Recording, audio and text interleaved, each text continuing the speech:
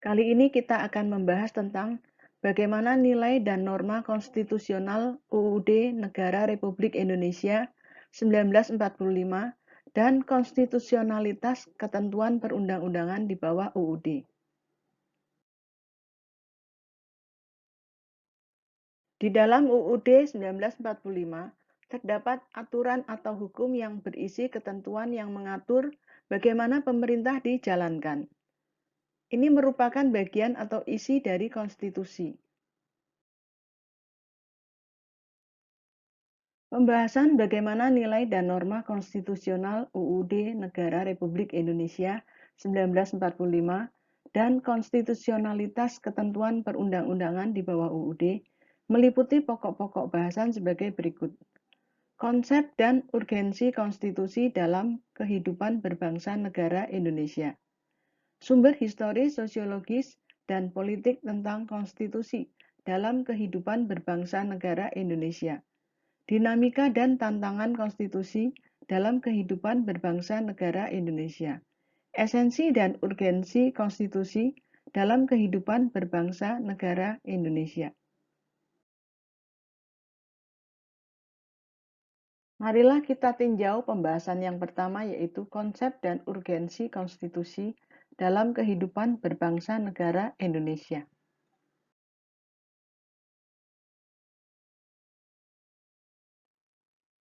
Apakah konstitusi itu? Menurut Projodikoro tahun 1970, konstitusi mengandung permulaan dari segala peraturan mengenai suatu negara, atau dengan kata lain bahwa konstitusi mengandung permulaan dari segala peraturan mengenai negara. Menurut Lubis tahun 1976, pembentukan suatu negara atau menyusun dan menyatakan suatu negara. Dan menurut Mahfud MD tahun 2001, sebagai peraturan dasar mengenai pembentukan negara.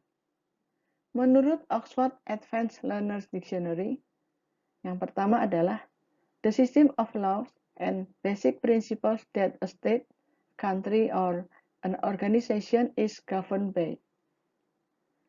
Yang kedua, the condition of a person's body and how healthy it is.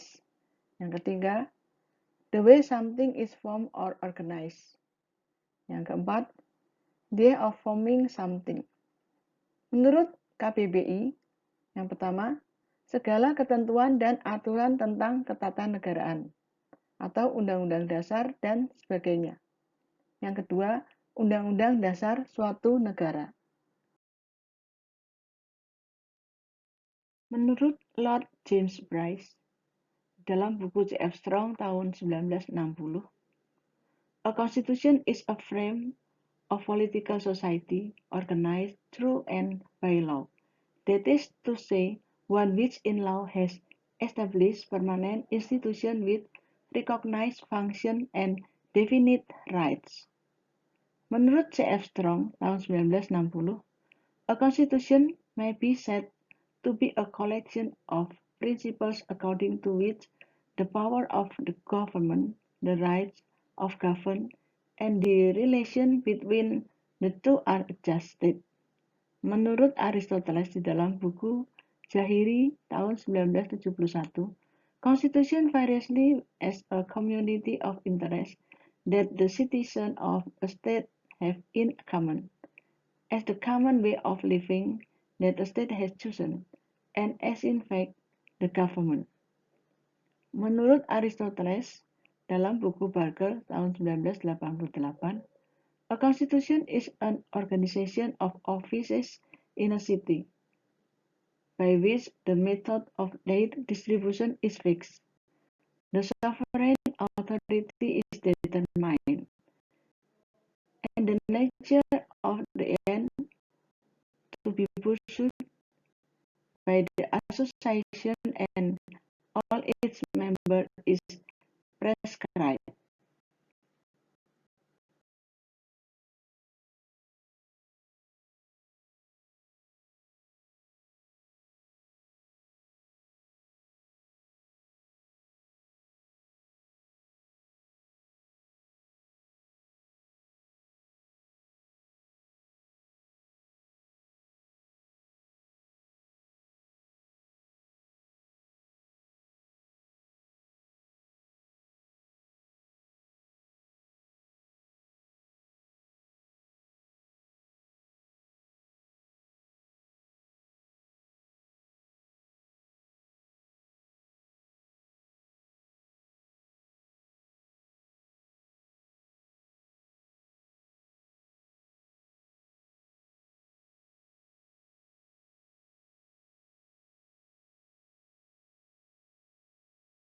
Definisi konstitusi menurut Russell F. Moore dalam buku Simorangkir tahun 1984 adalah sebagai berikut.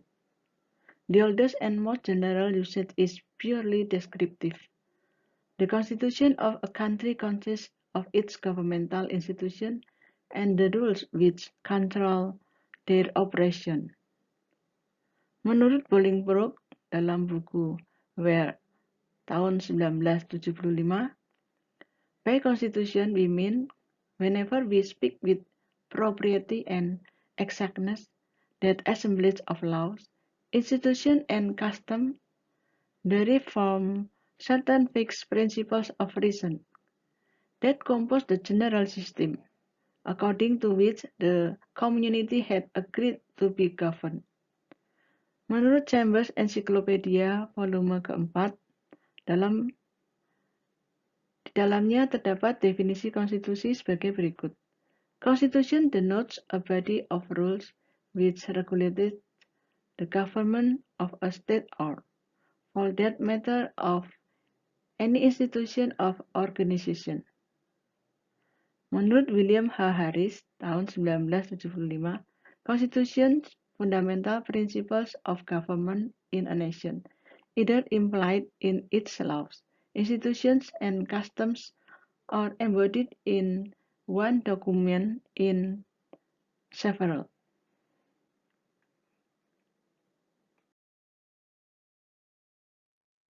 Kalau kita membahas tentang urgensi konstitusi, hal ini berkaitan dengan fungsi konstitusi itu sendiri, yaitu membatasi atau mengendalikan kekuasaan penguasa agar dalam menjalankan kekuasaannya tidak sewenang-wenang terhadap rakyatnya. Memberi suatu rangka dasar hukum bagi perubahan masyarakat yang dicita-citakan tahap berikutnya. Dijadikan landasan penyelenggaraan negara menurut suatu sistem ketatanegaraan tertentu yang dijunjung tinggi oleh semua warga negaranya. Menjamin hak-hak asasi warga negara. Berikut adalah pembahasan mengenai bagaimana sumber historis, sosiologis, dan politik tentang konstitusi dalam kehidupan berbangsa negara Indonesia.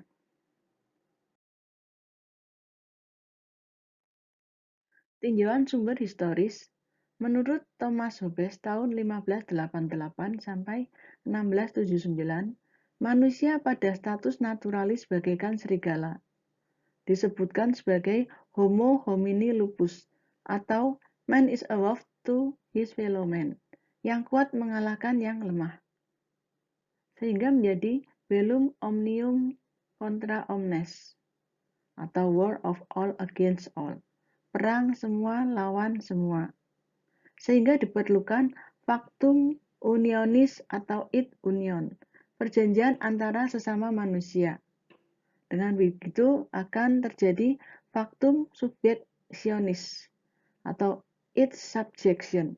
Rakyat menyerahkan kekuasaannya kepada penguasa untuk menjaga perjanjian rakyat.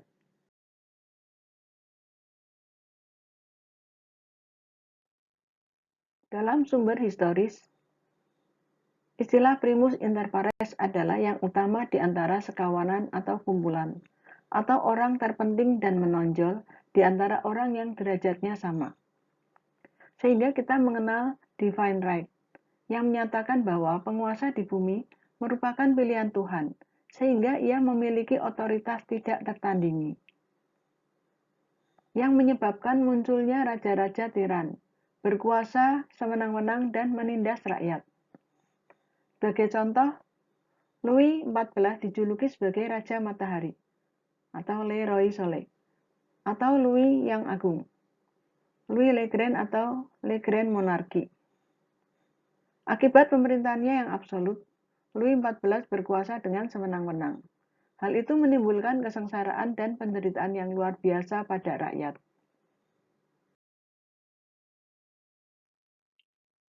Mengapa diperlukan konstitusi dalam kehidupan berbangsa negara? Konstitusi negara di satu sisi dimaksudkan untuk membatasi kekuasaan penyelenggaraan negara, dan di sisi lain untuk menjamin hak-hak dasar warga negara. Menurut Naoki Kobayashi, Undang-Undang Dasar membatasi dan mengendalikan kekuasaan politik untuk menjamin hak-hak rakyat. Dari sumber sosiologis, aturan dasar yang terdapat dalam UUD NRI 1945 melakukan pembatasan kekuasaan pemerintah atau penguasa negara. Bab 3 UUD NRI 1945 tentang kekuasaan pemerintah negara sebagai berikut. 1. Pedoman bagi presiden dalam memegang kekuasaan pemerintahan. Pasal 4 ayat 1.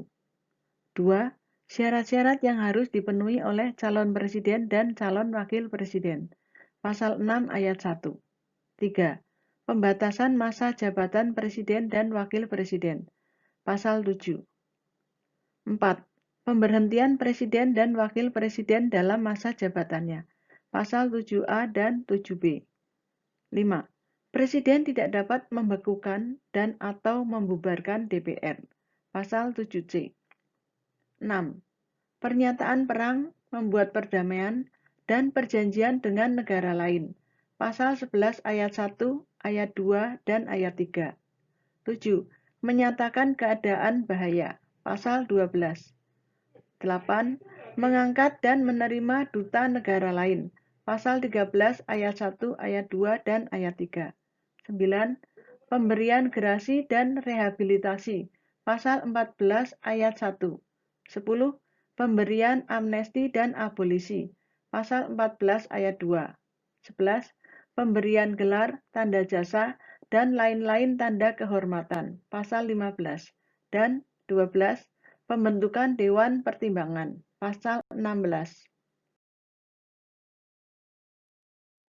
Dalam kajian sumber sosiologis, sebagai kepala negara, Presiden adalah simbol resmi negara Indonesia di dunia. Sebagai kepala pemerintahan, Presiden dibantu oleh Wakil Presiden dan menteri-menteri dalam kabinet, memegang kekuasaan eksekutif untuk melaksanakan tugas-tugas pemerintah sehari-hari. Menurut Lord Acton, power tends to corrupt, and absolute power corrupt absolutely.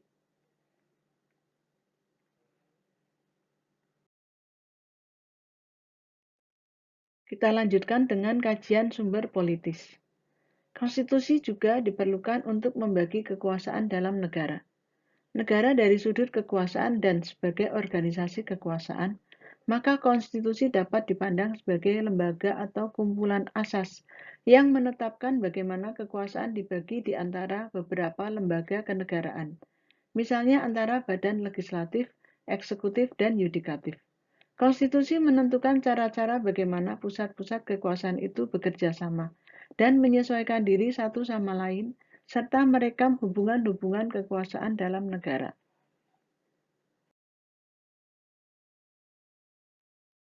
Masih dalam tinjauan sumber politis, konstitusi dapat berupa hukum dasar tertulis yang lazim disebut Undang-Undang Dasar, dan dapat pula tidak tertulis. Sebagai contoh, Kerajaan Inggris sebagai negara konstitusional tetapi tidak memiliki suatu naskah Undang-Undang Dasar. Konstitusi merupakan seperangkat peraturan tertulis dan tidak tertulis yang bertujuan membangun kewajiban-kewajiban, kekuasaan-kekuasaan, dan fungsi-fungsi dari berbagai institusi pemerintah, meregulasi hubungan antara mereka, dan mendefinisikan hubungan antara negara dan warga negara atau individu. Sehingga dalam arti sempit, konstitusi merupakan suatu dokumen atau seperangkat dokumen yang berisi aturan-aturan dasar untuk menyelenggarakan negara. Dan dalam arti luas, konstitusi merupakan peraturan, baik tertulis maupun tidak tertulis, yang menentukan bagaimana lembaga negara dibentuk dan dijalankan.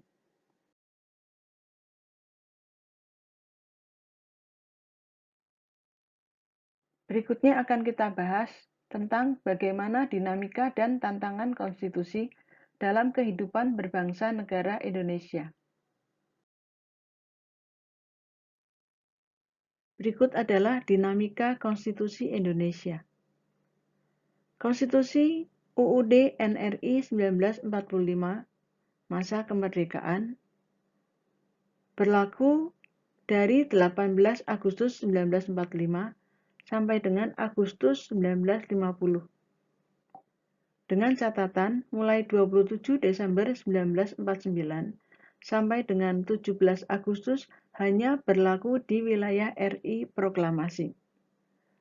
Konstitusi RIS tahun 1949 berlaku dari 27 Desember 1949 sampai dengan 17 Agustus 1950. UUDS 1950 berlaku dari 17 Agustus 1950 sampai dengan 5 Juli 1959.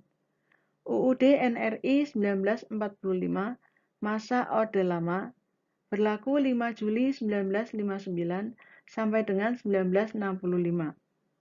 UUD NRI 1945 masa Orde Baru berlaku tahun 1966 sampai dengan 1998. Berikut adalah tantangan konstitusi Indonesia. Pada saat pertengahan 1997, Indonesia dilanda krisis ekonomi dan moneter yang sangat hebat. Ada gelombang unjuk rasa secara besar-besaran terjadi di Jakarta dan di daerah-daerah. Pada tanggal 21 Mei 1998, Presiden Soeharto menyatakan berhenti dari jabatannya. Itulah awal era reformasi di tanah air. Pada pertengahan 1998, ada tuntutan reformasi untuk mengamandemen UUD NRI 1945, menghapuskan doktrin Duit-Fungsi Angkatan Bersenjata Republik Indonesia, menegakkan supremasi hukum, penghormatan hak asasi manusia atau HAM, serta pemberantasan korupsi, kolusi, dan nepotisme atau KKN. Melakukan desentralisasi dan hubungan yang adil antara pusat dan daerah, mewujudkan kebebasan pers dan mewujudkan kehidupan demokrasi. Adapun alasan amandemen UUD NRI 1945 adalah sebagai berikut. UUD NRI 1945 belum cukup memuat landasan bagi kehidupan yang demokratis, pemberdayaan rakyat, dan penghormatan HAM.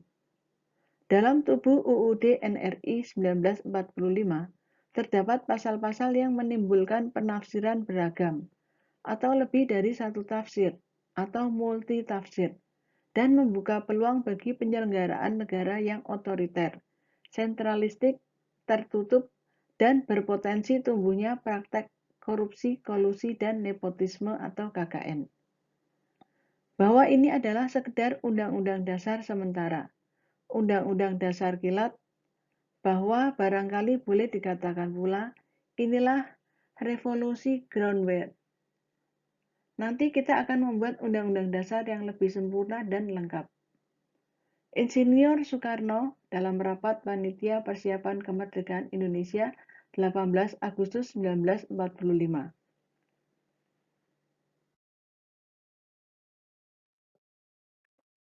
Adapun tuntutan reformasi adalah sebagai berikut, antara lain amandemen UUD 1945, penghapusan doktrin Dwifungsi ABRI, penegakan hukum, HAM, dan pemberantasan KKN, otonomi daerah, kebebasan pers, mewujudkan kehidupan demokrasi. Sebelum perubahan, UUD 45 terdiri dari pembukaan batang tubuh dengan 16 bab, 37 pasal, 49 ayat, 4 pasal aturan peralihan, 2 ayat aturan tambahan, dan penjelasan. Latar belakang perubahan adalah kekuasaan tertinggi di tangan MPR, kekuasaan yang sangat besar pada Presiden. Pasal-pasal yang berlaku luas, sehingga menimbulkan multitafsir. Kewenangan pada Presiden untuk mengatur hal-hal penting dengan undang-undang. Rumusan UUD 1945 tentang semangat penyelenggaraan negara belum cukup didukung ketentuan konstitusi. Tujuan perubahan adalah menyempurnakan aturan dasar mengenai tatanan negara, kedaulatan rakyat, HAM, pembagian kekuasaan, kesejahteraan sosial, eksistensi negara demokrasi dan negara hukum, hal-hal lain sesuai dengan perkembangan aspirasi dan kebutuhan bangsa. Dasar yuridisnya adalah Pasal 3 UUD 1945, Pasal 37 UUD 1945, TAP MPR nomor 9 /MPR /1999, TAP MPR nomor 9 /MPR /2000, TAP MPR nomor 11 /MPR /2001. Kesepakatan dasar tidak mengubah pembukaan UUD 1945, tetap mempertahankan Negara Kesatuan Republik Indonesia, mempertegas sistem presidensial. Penjelasan UUD 1945 yang memuat hal-hal normatif akan dimasukkan ke dalam pasal-pasal. Perubahan dilakukan dengan cara adendum. Sidang MPR. Sidang Umum MPR 1999 tanggal 14 sampai 21 Oktober 1999. Sidang Tahunan MPR 2000 tanggal 7 sampai 18 Agustus 2000. Sidang Tahunan MPR 2001 tanggal 1 sampai 9 November 2001. Sidang Tahunan MPR 2002 tanggal 1 sampai 11 Agustus 2002. Hasil perubahan. Pembukaan. Pasal-pasal menjadi 21 bab, 73 pasal, 170 ayat, 3 pasal aturan peralihan, 2 pasal aturan tambahan.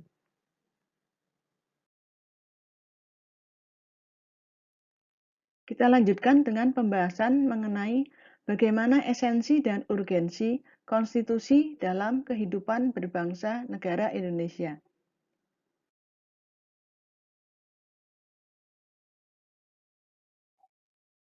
Esensi konstitusi Indonesia, pertama-tama konstituer atau membentuk atau pembentukan. Dilanjutkan membentuk suatu negara.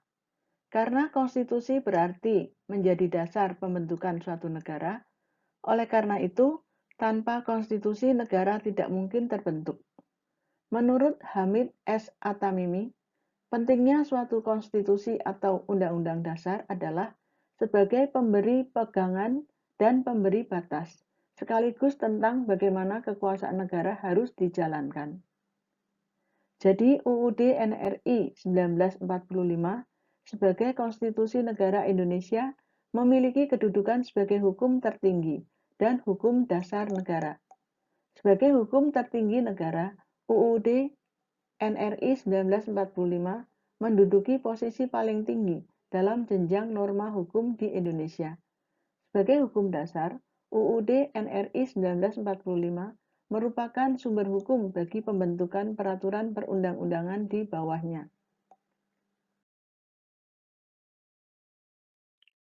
Jadi tata urutan peraturan perundang-undangan menurut Undang-Undang Nomor 10 Tahun 2004 adalah sebagai berikut. Pertama-tama adalah UUD 1945. Dilanjutkan Undang-Undang atau Perpu. Kemudian PP, kemudian Kepres, dan terakhir Perda. Menurut Undang-Undang Nomor 12 Tahun 2011, pertama-tama adalah UUD 1945, dilanjutkan TAP MPR, turun ke bawah Undang-Undang atau Perpu, kemudian PP, Perpres, Perda Provinsi, dan Perda Kabupaten atau Kota. Oleh karena secara normatif, undang-undang tidak boleh bertentangan dengan Undang-Undang Dasar Negara Republik Indonesia 1945. Maka jika ditemukan suatu norma dalam undang-undang bertentangan dengan UUD NRI 1945, dapat melahirkan persoalan konstitusionalitas undang-undang tersebut terhadap UUD NRI 1945. Contoh nyata hasil perubahan konstitusi kita yang sangat penting bagi upaya penyediaan dana pembangunan nasional, yakni dalam hal pajak, di mana pajak dan pungutan lain yang bersifat memaksa untuk keperluan negara diatur dengan undang-undang. Di dalam pasal 23A UUD NRI 1945 disebutkan demikian.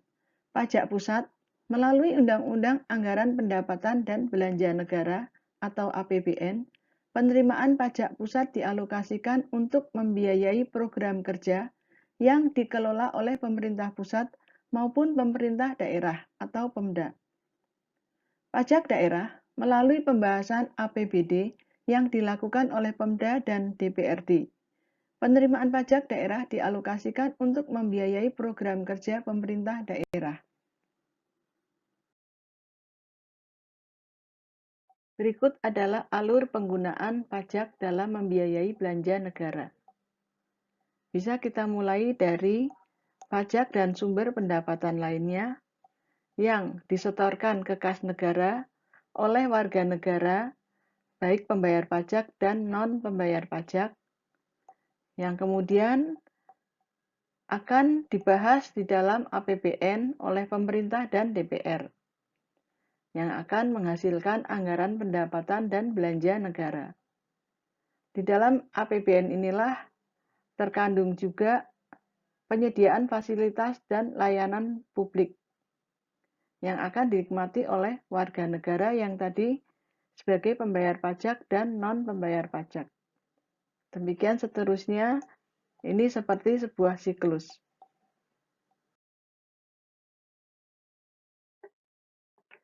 Peningkatan peran penerimaan perpajakan terhadap pendapatan negara merupakan sinyal positif, karena berarti anggaran negara menjadi tidak tergantung atau less dependent terhadap PNBP atau penerimaan negara bukan pajak, yang salah satunya adalah penerimaan sumber daya alam. Maka pendapatan negara tidak rentan terhadap gejolak harga komoditas sumber daya alam, dan pendapatan negara yang didominasi penerimaan perpajakan berarti aktivitas ekonomi berjalan dengan baik. Jika kemudian banyak fasilitas publik masih belum memadai, dikarenakan sistem perencanaan, prioritas program, pelaksanaan kegiatan, dan inovasi belum berjalan dengan baik karena keterbatasan anggaran, maka program kerja yang dijalankan lebih banyak kepada kegiatan rutin dan berdampak kecil saja. Akibatnya, kualitas hasil pekerjaan menjadi sangat rendah, yang menyebabkan wajib pajak seakan-akan merasa tidak mendapatkan manfaat apapun dari pajak yang dibayarkannya.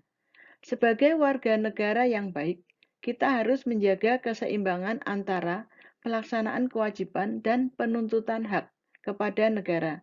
Sebagai mahasiswa harus menjadi pelopor sebagai wajib pajak yang baik dan secara melembaga harus mengedukasi masyarakat untuk menjadi wajib pajak yang taat. The Constitution is for us all. To live together, a common life, we need each other.